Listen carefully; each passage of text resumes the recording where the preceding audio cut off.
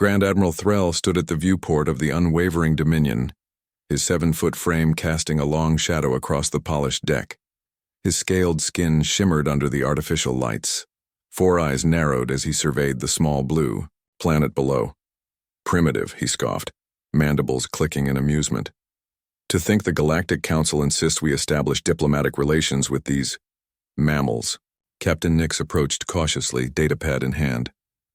The humans have proven remarkably resilient, Admiral.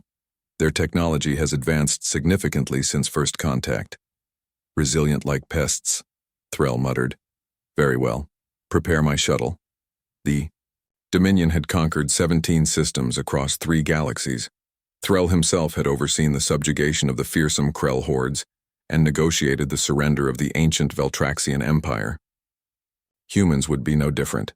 Another species to be assessed, catalogued, and properly placed within the hierarchy of galactic civilization.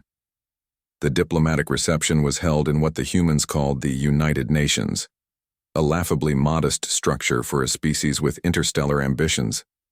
Threll towered over the assembled dignitaries, accepting their awed stares with practiced indifference. One human approached him directly, shorter than most, with gray hair and quiet confidence. She wore a simple uniform adorned with minimal decorations. Admiral Threll, she said, extending a hand. I'm Admiral Lee. Welcome to Earth. Threll stared at the offered hand with disdain before finally accepting it with his 3-fingered grip. Your hospitality is noted. I understand. You fought in the Proxima Centauri conflict, Lee continued, seemingly unbothered by his coldness.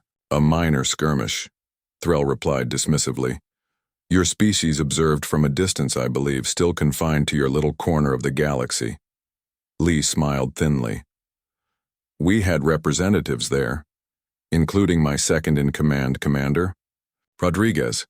A younger human approached, nodding respectfully.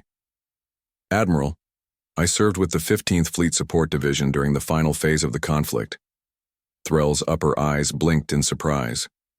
Impossible. No human ships were permitted in the combat zone. We weren't in ships, Rodriguez explained. We were invited as ground support specialists by the Andraxian Coalition. Ah, Threll sneered. The cannon fodder units. How appropriate. The temperature in the room seemed to drop several degrees. Lee's expression hardened imperceptibly. Those cannon fodder units included my friend Captain Marcus Wells, she said quietly. He died saving 3 Andraxian children when their evacuation transport was hit. Threll waved a dismissive hand. Regrettable, but warfare demands sacrifice, especially from those of limited tactical value. Rodriguez stepped forward, but Lee placed a restraining hand on his arm. Perhaps the Admiral is unaware of human customs regarding our fallen, she said, her voice perfectly controlled. We consider disrespect to our dead to be a grave offense. Quaint, Threll replied.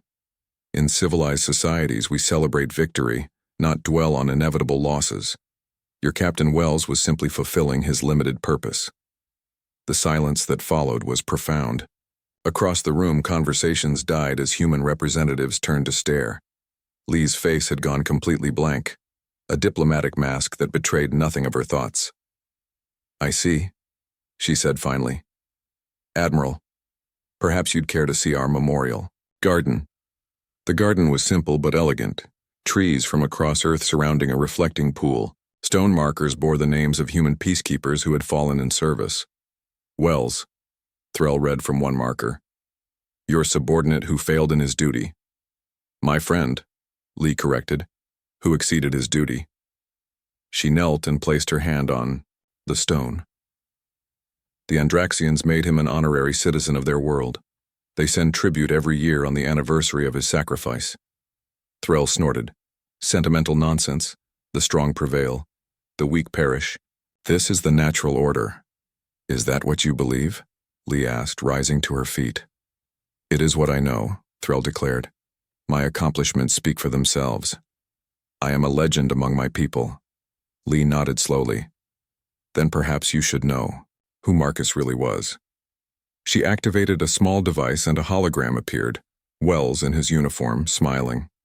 Before joining our forces, Marcus was a renowned xenobiologist. He developed the universal vaccine that saved your people from extinction during the Crimson Plague. Threll's mandibles twitched. Impossible. The vaccine was developed by our own scientists. Using his research, which he freely shared, Lee continued. He never sought credit. He simply wanted to help. Threll's secondary eyes narrowed. Even if true, it changes nothing. The thing about humans, Admiral, Lee interrupted, is that we don't measure strength the way you do. We believe the strongest among us are those who protect others, especially those they don't know or understand. She gestured around them. Every person named here gave their life protecting someone else. That's our definition of strength. Threll began to respond, but stopped short when he noticed the gathering of humans at the garden's entrance. Hundreds of silent figures watching. Word spreads quickly when someone insults our fallen, Lee explained. Particularly someone like Marcus, who saved billions of lives, including your entire species. The Admiral suddenly understood his precarious position. The diplomatic incident brewing could undo decades of his career. More disturbingly, he felt an unfamiliar sensation in his chest. Something like shame. Perhaps, he said carefully. I have been hasty in my assessment, Lee nodded. Perhaps, or perhaps legends are made differently among our peoples. Later, when the Galactic Council received Threll's report, they were surprised by his unprecedented recommendation that humans be granted full council membership immediately. When questioned, the once arrogant Admiral replied simply, "They understand. Something about strength that has taken me 7 centuries to learn."